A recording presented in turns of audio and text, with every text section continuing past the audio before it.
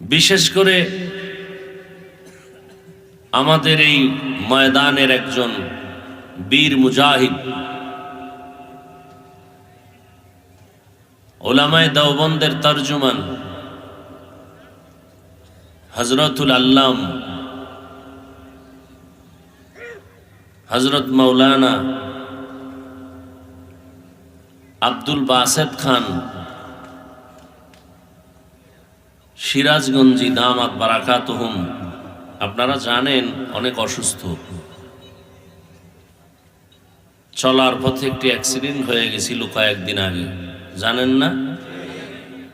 দুনিয়ার আকামের খবর নিতে পারেন ফেসবুকে, আলেমদের এই খবরগুলো আপনারা নেন না।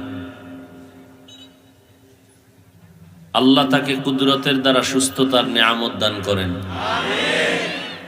আরো মহব্বতে বলেন। ওলামায়ে কেরাম সুস্থ থাকবেন, উম্মত সুস্থ থাকবেন, কথা ঠিক না? তাদের ঈমান আমল সব দিক যখন সুস্থ, উম্মত সুস্থ।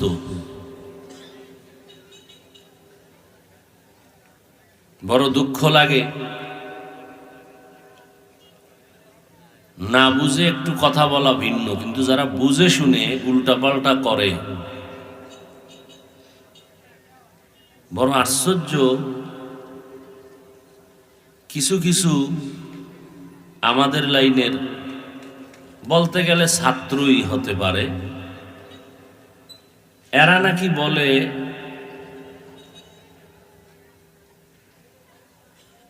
যে আব্দুল বাসেত খান সাহেব দামাত বারাকাতুহুম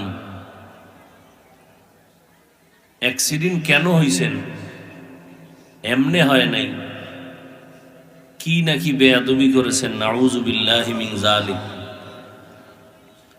কোন মুসলমান, একটা আলেম তালিবুল ইলম তো দূরের কথা, একটা মুসলমান এই কথা কখনো বলতে পারে?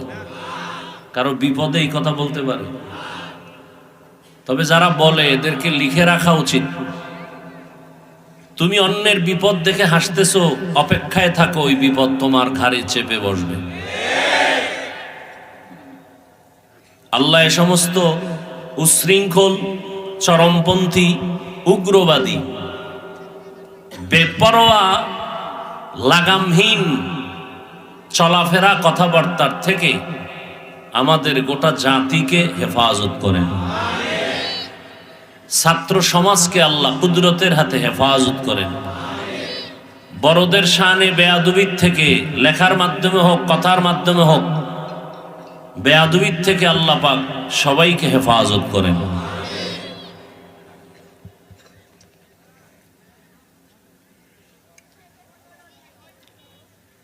এই রোড অ্যাক্সিডেন্টে কত আমাদের বড়রা দুনিয়ার থেকে বিদায় হয়ে গেছেন। রাত্রে চলাফেরা রাস্তায়,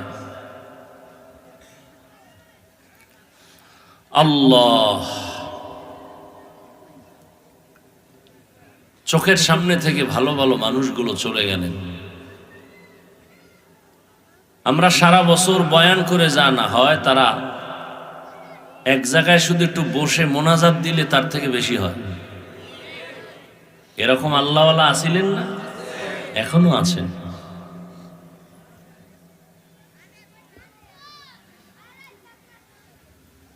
আল্লাহ।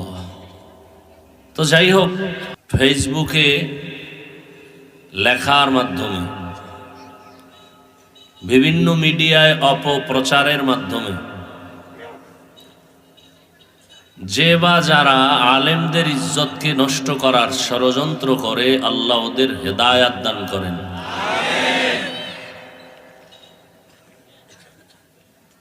কিয়ামত পর্যন্ত আর নবী আসবেন না, সাহাবায়ে কেরামকে আর আমরা পাবো না। পাবো?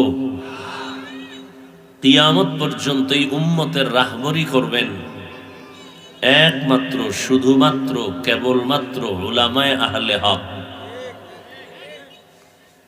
কারা? বলেন, উলামায়ে আহলে হক। এজন্য তাদের দোয়া একটু বেশি দরকার না? ওলামায়ে কেরামদেরকে আল্লাহ পাক সুস্থতার নেয়ামত দান করেন। শুনেন, অন্যের জন্য দোয়া করলে এটা নিজের উপরে শুরু হয়।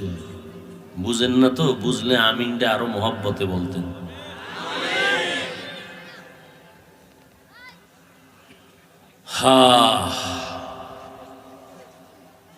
ওলামায়ে কেরাম, আলোচক, বক্তা বৃন্দ, ওয়াইজিনে কেরাম আপনাদের খেদমতে, দ্বীনের নিসবতে রাত নাই দিন নাই দৌড়াচ্ছেন উম্মতের পেছনে। কথা ঠিক?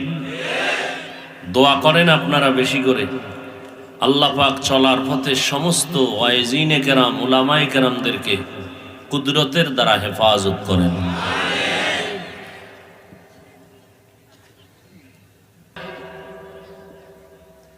মাদ্রাসার আয়োজনে আজকের এই প্রোগ্রাম, জমিনের মধ্যে স্থায়ীভাবে ইসলামকে টিকিয়ে রাখার একমাত্র ব্যবস্থার নাম মাদ্রাসা। বাংলা বুঝেন তো? ইসলাম টিকিয়ে রাখার জন্য স্থায়ী ব্যবস্থা কি? মাদ্রাসা। ওয়াজ মাহফিল এটা একটা অস্থায়ী ব্যবস্থা, স্থায়ী ব্যবস্থা মাদ্রাসা।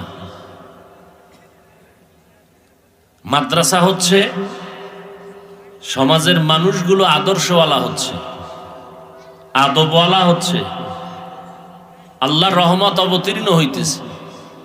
24 ঘন্টা ছাত্ররা কোরআন পড়তেছেন, হাদিস পড়তেছেন।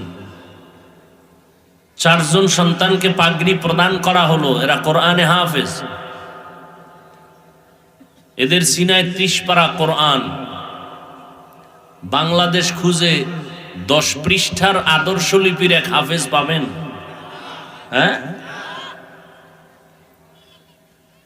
কিন্তু ছোট ছোট বাচ্চাগুলো হাফেজে কোরআন হয়ে যাচ্ছেন। এদের জন্য দোয়া করবেন, এদের সাথে সম্পর্ক রাখবেন। ইনশাআল্লাহ এর বরকতে কিয়ামতের দিন আল্লাহ নাজাত দিয়ে দিবেন। বিশ্বাসের ঘাটতি আছে? ঘাটতি করবেন না, কোনো উপায় নাই।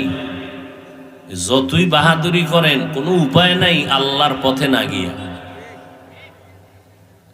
আমি একটু বলি, আপনারা খেয়াল করেন, সংক্ষেপ কথা। ফেরাউনের নাম সবাই জানেন না? নমরুদের নাম জানেন? ফেরাউন ছিল ফকিন্নির সন্তান। ওই ফসলের ক্ষেতের মধ্য থেকে শশা কেটে কেটে উঠাইয়া মাথায় নিয়া মিশরে বিক্রি করত, আর কিছু পয়সা পাইত। ওই যুগের এক পর্যায়ে টাকার মালিক হয়ে গেল। ঘটনা অনেক আপনারা জানেন। মিশরের চেয়ারে বসলো, এক পর্যায়ে শেষ খোদা দাবি করলো। শুধু খোদা না, দাবি করলে আর ছোট খোদা দাবি করে লাভ কি? বড়টাই করে ফেললো। আনা রব্বুকুমুল আলা, কোরআনের আয়াত। সেই ফেরাউনের ক্ষমতা টিকাইয়া রাখার জন্য বাধার স্বপ্ন দেখলো মুসা নবী। ফেরাউন ঘোষণা দিল, ছেলে সন্তান আসতে পারবে না দুনিয়া, আসলেই হত্যা করে দাও। শত শত সন্তানকে ফেরাউনের কথায় হত্যা করা হলো। পৃথিবীর টপ লেভেলের টেরোরিস্ট ফেরাউন, পৃথিবীর নিকৃষ্ট জালেম ফেরাউন। টাকার অভাব হয়নি, ফেরাউনের এত ক্ষমতা। টাকা, ক্ষমতা, বাড়ি গাড়ি সব ছিল।